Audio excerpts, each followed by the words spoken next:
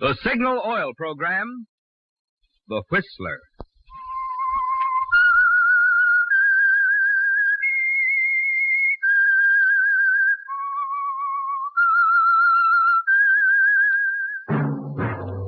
That whistle is your signal for the Signal Oil Program, The Whistler.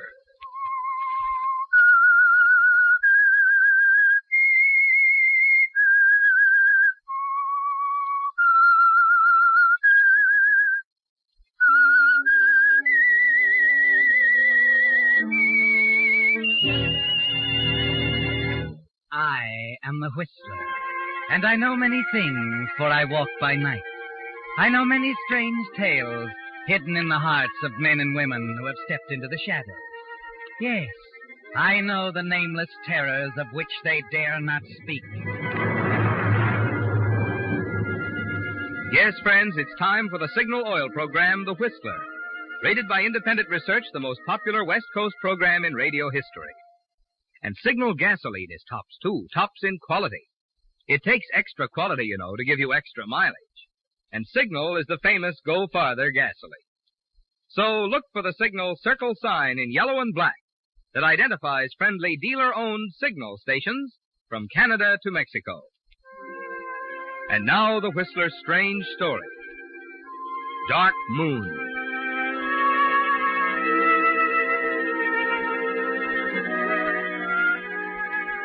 It was a miracle, the kind of miracle peculiar to a piece of Southern California acreage, where only a few years ago, a handful of men in puttees and riding breeches put their caps on backwards, grabbed their megaphones firmly, and set their cameras to grinding out an industry. Yes, it was the kind of a miracle that happens to someone almost every day in Hollywood. Russell Benton told himself all this as he walked into the oak-paneled office of Matthew Ellsworth, movie producer. Cast an eye on the artificially young secretary behind the artificially old desk and introduced himself. I have an appointment with Mr. Ellsworth. I'm Russell Benton. Oh, yes, Mr. Benton. Mr. Ellsworth is expecting you. This way, Mr. Benton. Don't bother. I know the way. Oh, thank you. Am I on time, Matt? You're early. Sit down. Yeah, this is one appointment I didn't want to miss. Nervous?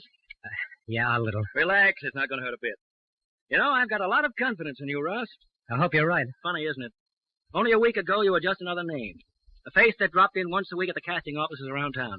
Now I've got every movie columnist in the country on my back trying to get your life story. A little premature, isn't it? I don't know. I think this screen test will be everything I want it to be. I hope so. And if you make it, Russ, you'll be right at the top. It's a smash vehicle, this one we're testing you for. I think you're right for it. It needs a leading man with a touch of character. And in my opinion, you can't miss. Dark Moon. 3 years on Broadway and still going. We spent $500,000 for the picture rights of Dark Moon, you know. Tell me, Matt, there was another guy. Don Bradford? Yeah. He's up for the part, too, isn't he? He made a great test, but I think you'll top him. The New York people seem to think he's terrific. I'm not so sure. Uh-huh. What about my test? When does it happen? As soon as they're ready on the set. It's a little like waiting to be hanged. Relax, I said. By the way, what do you think of the part? It's a natural for me. Shame I didn't find you when I was casting the play in New York. It wouldn't have been hard. I was there at the time. Well, what made you leave? Circumstances, Matt. Theatrical? Matrimonial. Oh. I didn't know you were married. I'm not. Been divorced for 2 years. Couldn't make a go of it, huh? Or, am I on a touchy subject? No. It was simple. She liked mink. My pocketbook didn't. An actress? Yeah, she's probably still back there. I haven't seen her since we split. Well, that's too bad. I've only been married for about a year now, but I think I have a pretty wonderful girl. An actress, too. I met... excuse me. Ellsworth? Yes, he's in my office. Good, we'll be right down. Let's go, boy. They're ready to shoot. We're due on the set in 10 minutes.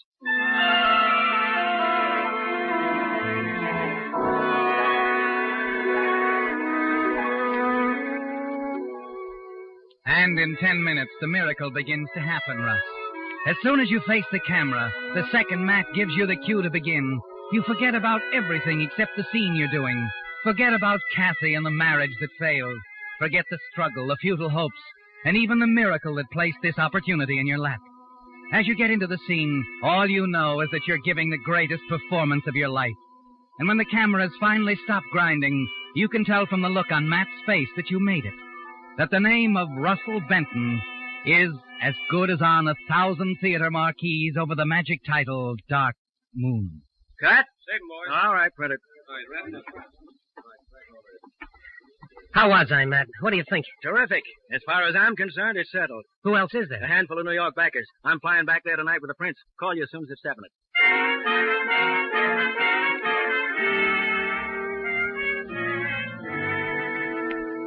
It's happening right before your eyes, Russ. The wonderful night before Christmas feeling is real. Not a dream anymore. And now with a big hurdle behind you, you know you can't miss. It's too good to keep, Russ. And early that evening, you drive over to Laura's home in Beverly Hills. She'll be proud of you now, and that's important. You want Laura to be proud.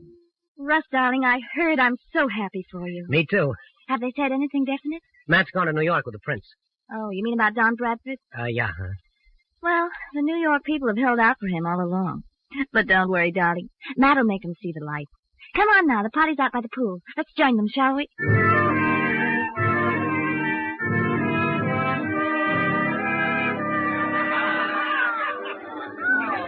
Wait a minute, Laura. I thought you said a small party. Come on, they won't bite.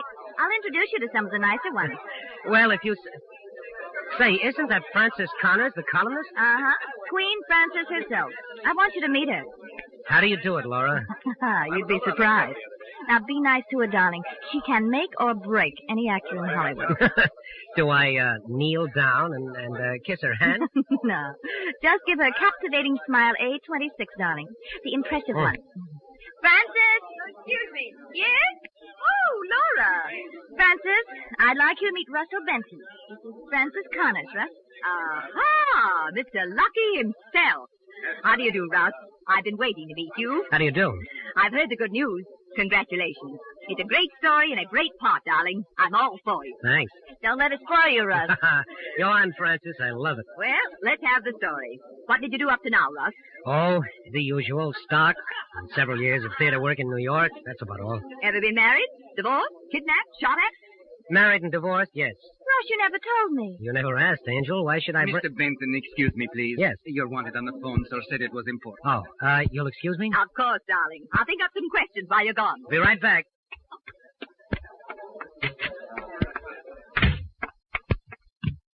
Hello? Hello, Russ. This is Kathy. Kathy? Well, don't sound so happy, darling.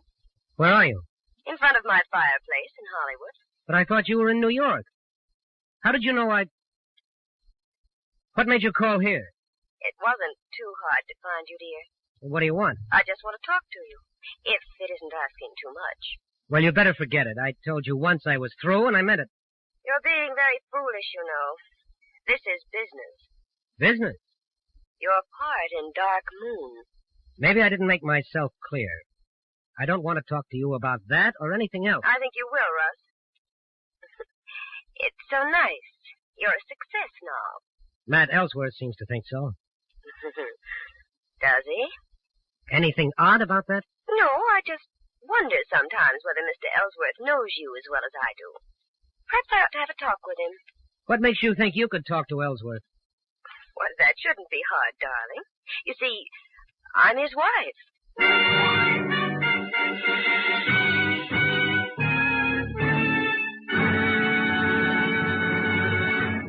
With the prologue of Dark Moon, the Signal Oil Company is bringing you another strange story by The Whistler.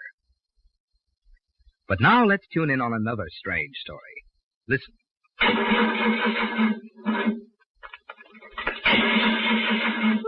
That's strange. I just bought that battery a short time ago and it's dead already. Nothing so strange about that, lady. Chill nights and mornings put quite a strain on batteries.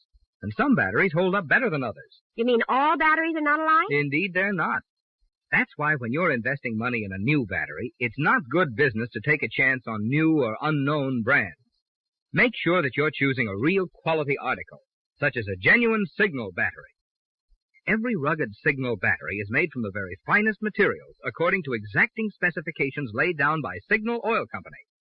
And Signal batteries are guaranteed for long, trouble-free service. Who stands back of that guarantee? Signal Oil Company. which supplies the products for almost 2,000 dealer-owned signal stations, is proud to stand back of every signal battery. One more question. Where can I get a signal battery? From your neighborhood signal dealer, the same man who checks your battery when you get gasoline and recharges it when it's low. Just another good reason for making your next battery a genuine, guaranteed signal battery. And now, back to the Whistler.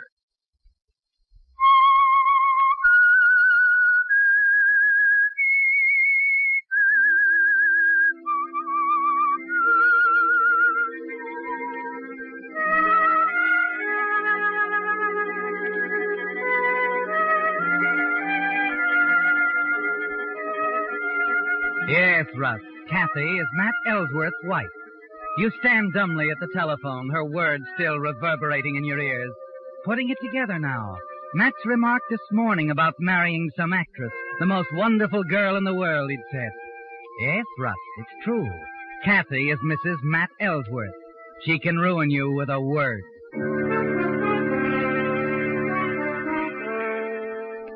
You make a hurried excuse to Laura, hasten down to your car, drive to the number Kathy gave you high in the hills overlooking Hollywood.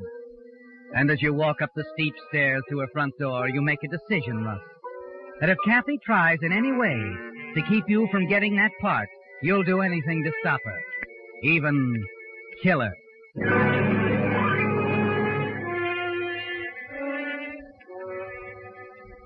Sit down, darling. Thanks. Nice of you to come. I thought you'd change your mind. I simply wanted to find out what was on yours. Well, aren't you even going to say you're happy to see me? I'm not a hypocrite, Kathy. Just as sweet as ever, aren't you? Suppose you get to the point. Point? I don't want to stay here any longer than I have to. Well, as I told you, it's about dark moon. Naturally. My husband doesn't often make mistakes, Russ. However, I think he's making one on this picture. And I've told him so. What kind of a mistake? There's a charming young actor I've come to know very well in the past year. I think he's made to order for the lead. And the New York backers seem to agree with me. Don Bradford? Yes. I want him to have that part. Why? I told you, he's charming. He's competent. I like him. I see. I might mention that Matt doesn't seem to agree with you. At least not after my screen test this morning. Yes, that's right. So I'm afraid there's only one way to convince him. Oh?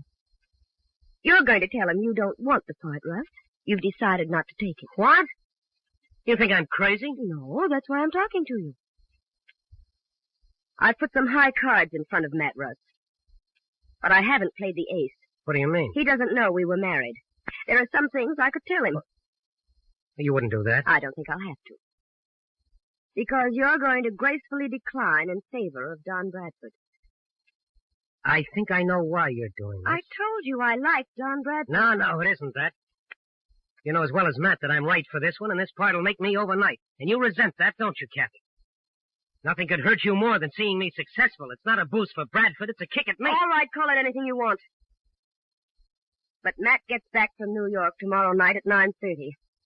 I'll give you until 9 to make up your mind. Where can I get in touch with you? Right here. I'll be waiting. You won't disappoint me. Now, will you, darling? No, Kathy. I won't disappoint you.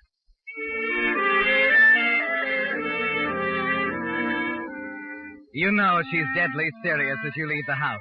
Know that this woman will stop at nothing to ruin you. And calmly, without emotion now, as you guide the car through the dark streets back to your house, you decide to kill her.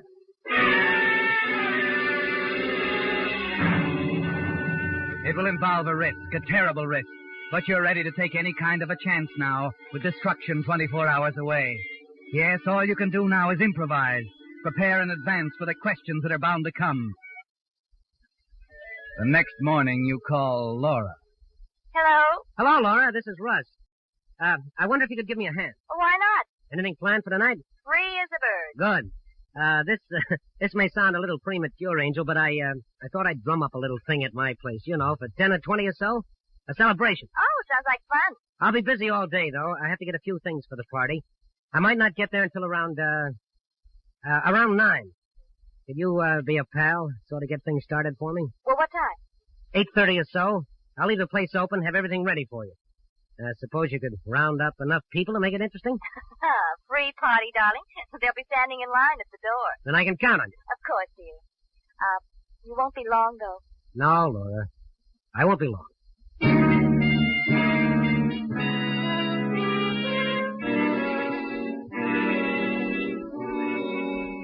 But, Russ, you mind if I admit I'm a little confused? It's very simple, Jeff.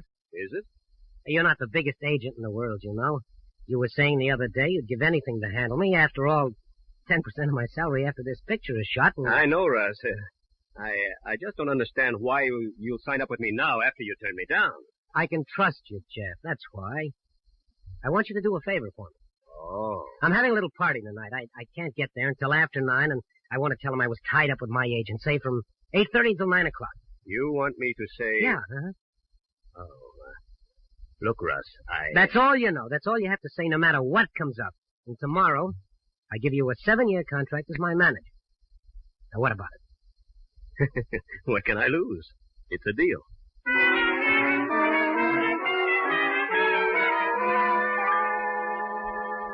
Yes, Russ, it'll be a straight story, and you can stick with it. A conference with your new agent, Jeff Harris, until 9. A room full of witnesses ready to testify.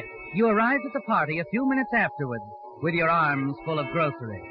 That it's simply impossible that only a few minutes before you made the fatal visit to Kathy Ellsworth's house high on the hill. Yes, it's foolproof, isn't it? At 5 minutes to 9, you step out of your car, walk up the steep stone steps to Kathy's door, and press the bell.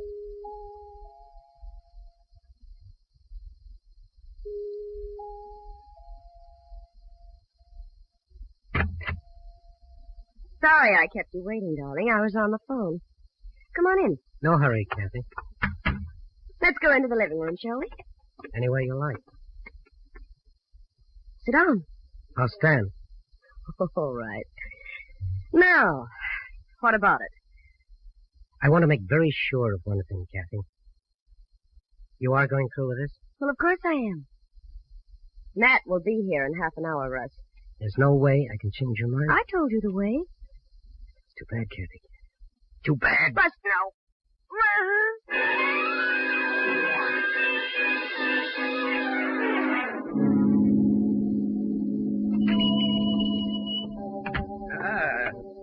Mr. Benton. Good evening, Angelo.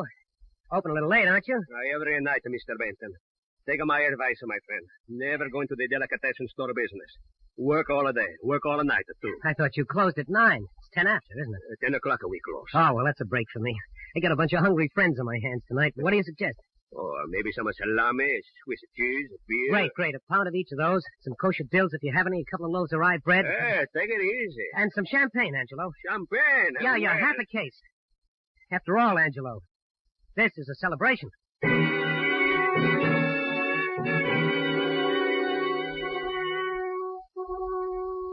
You try and shake the picture of her out of your mind as you leave the delicatessen and drive toward your house and the waiting guests. It's a grim picture, Russ. Kathy slumped limply against the overstuffed chair near the fireplace, awaiting the arrival of her husband in a matter of minutes now. A cold dread creeps over you, Russ, and the awful finality of what you've done makes you realize only now that, important as it seemed a few minutes ago, Dark Moon and the new career wasn't worth this. No, Russ, it wasn't worth murder. But there's no changing it now. You steady yourself, take a firm grip on your nerves and the bundle of groceries, and open the heavy front door of your house. Hello, Russell. Dave. Here he is, gang. Hail the conquering hero! Look, reinforcements. Oh, manna from heaven. Oh, what is it? I'm starved. Hey, take it easy. That's my boy. Give me a hand, will you, Dave? Well, what is it? Champagne. Well, I give you a hand. Here, let Uncle Dave take care of be it. gentle, old man. I don't want to christen the floor. Always get this way when I hear that magic word. Where's Laura? Out there in the wilderness somewhere. Laura! Here you are, Dave. Take care of the champagne, will you? You bet I will. Laura? Oh, Russ. You did a great job on the party. Thanks. When you're a great man, I'll be your secretary.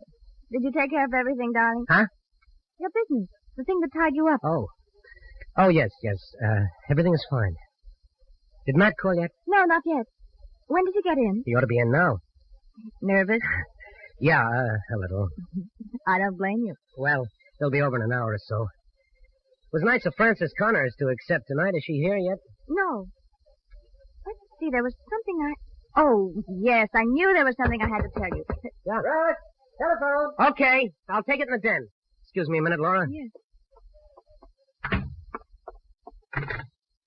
Yeah? Russ, Yes? this is Matt. I'm calling from the airport. What do they say, Matt? Brother, did I have a fight on my hands. We went round and round for 6 straight hours, with me talking Russ Benton while they talked Don Bradford. How'd they like my test? Great. They thought you did a great job. It's all set, then? That's why I called you, Russ. I didn't want to keep you in suspense any longer. That's nice of you, Matt. I just wanted you to know I tried my best. Tried your best. They were too much for me, kid. I'm afraid it's going to be Bradford. Bradford? As I said, they loved the test and all that, but they were set on Bradford from the Bradford? And after all, they're putting up most Oh, of the dough. no. Russ. Hello. Hello, Russ. He couldn't have done it better with a sledgehammer, Russ. The room swims before your eyes. There's a buzzing in your ears, wiping out the sounds of the party in the next room. And you realize Matt's voice is still coming out of the receiver on the table. You pick it up, lay it in the cradle. Hello, Russ. Hello. You've committed a murder, Russ. You've killed Kathy. And for what? You stumble up to your room where you can be alone and sit smoking cigarette after cigarette while the party downstairs goes on without you. You can almost see Matt on his way now, on his way to find Kathy. You picture his car cutting through the night, winding along the tree-lined streets high over Hollywood. You can hear his steps as he walks up the brick path to the door, the key in the lock. You can see him as he walks into the living room, calling for her, puzzled. And you can see the sudden stroke of terror in his eyes as he finds the answer. You don't know how much later it is that the sound of your own doorbell downstairs snaps you out of it. And as you hurry back down, Dave is letting 2 men in. One of them is Matt. The other, a grim-faced man in a gray suit, is unquestionably a police officer. Well, Matt, welcome home. Hello, Dave. Hello, Matt. Russ, can I see you a minute? Sure. Let's go in here. You made it here in a hurry. Come straight from the airport? No, I didn't. I thought you were sore the way you hung up on me. Hung up on you? Yeah, right after you gave me the jolt about Bradford. And it was a jolt, too, you know. That's no reason to hang up on a guy. I guess we were disconnected. Oh, I'm sorry. This is Inspector Hardin, Russ. Homicide detail. Homicide? That's right. I'd like to ask you a few questions, if you don't mind. Of course. But I don't understand. I'd like to know where you were tonight, Mr. Benton. Why? Is something wrong? It's my wife, Russ. Kathy was murdered tonight. Murdered? Why are you asking me? You didn't answer my question, Mr. Benton. Where were you all evening? Here? Why, practically. Practically? Yeah, I was tied up with Jeff Harris, my agent, until pretty late. You can check on that. Then I stopped on my way here and bought some things for the party. Look, why are you asking me? We had to ask a few questions, Russ. My wife had written the name Russell on a memo pad. After it, 9 o'clock. Good Lord, Matt, I don't even know your wife. Until this moment, I didn't even know her name. What about it, Mr. Ellsworth? I'm surer now than I was before. What are you talking about, Matt? How could I? I had to do it, Russ. The inspector insisted we talk to you as a matter of routine. Even though I knew it was ridiculous. It wasn't Russ here, Inspector. I think I can vouch for that. Okay. Sorry we bothered you, Mr. Benton. Matt. You don't know how this makes me feel. I know, Russ. Thanks. Come on, Hardin. We'd better get down to headquarters.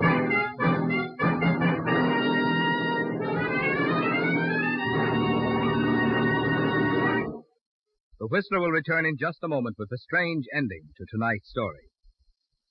Meantime, see if you can pick the winner in this discussion. That's a smooth-running motor you have there, Mary. What kind of gasoline do you use? Signal, Jim. I like the go it puts into the old buggy. Hey, that's interesting. I use Signal, too, because I like its good mileage. Mileage or performance? Which is the better yardstick of gasoline quality? Well, fact of the matter is, it takes superior performance to give you extra mileage. You see, the only way any gasoline can give you quicker starting, faster pickup, and smoother knock-free power is by helping your motor run more efficiently. And when your motor runs more efficiently, naturally you enjoy extra mileage, a thing Signal gasoline is famous for. That's why we say, to be sure of the tops in gasoline quality, there are just two things to remember. One, in gasoline, it takes extra quality to go farther. And two, Signal is the famous Go Farther gasoline. And now back to the Whistler.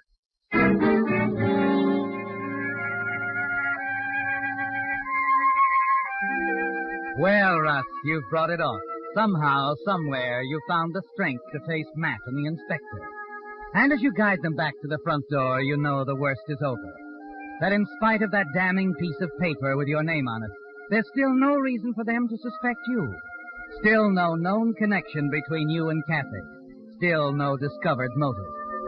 And even though it was futile, Russ, even though the reason for the whole terrible night vanished into thin air with Matt's telephone call, you're safe. And with Matt still on your side, there'll be a future for you somewhere. As you open the door for them, Laura comes up to you looking a little worried. What is it, Russ? It's nothing, Laura. Matt, aren't you going to stay? No, Laura. What is this? What's the matter? It's nothing, Laura. There was just some question about where I was tonight at 9 o'clock. Oh, well, you told him, of course. Yes. You know where he was, miss? Of course. He was at Kathy Ellsworth's front door. She told me so when I called to ask her why she hadn't arrived at Russ's party.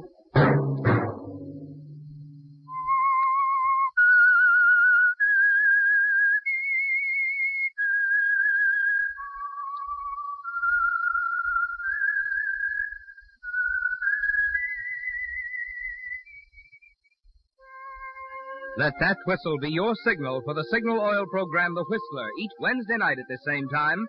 Brought to you by the Signal Oil Company, marketers of Signal gasoline and motor oil and fine quality automotive accessories. Signal has asked me to remind you, to get the most driving pleasure, drive at sensible speeds, be courteous, and obey traffic regulations.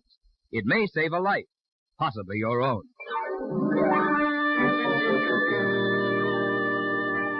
Featured in tonight's story was Frank Lovejoy. The Whistler was produced by George W. Allen with story by John W. Hart, music by Wilbur Hatch, and was transmitted to our troops overseas by the Armed Forces Radio Service. Next Wednesday, for a full hour of mystery, tune in a half hour earlier. Enjoy The Saint as well as The Whistler. Marvin Miller speaking. This is CBS, the Columbia Broadcasting System.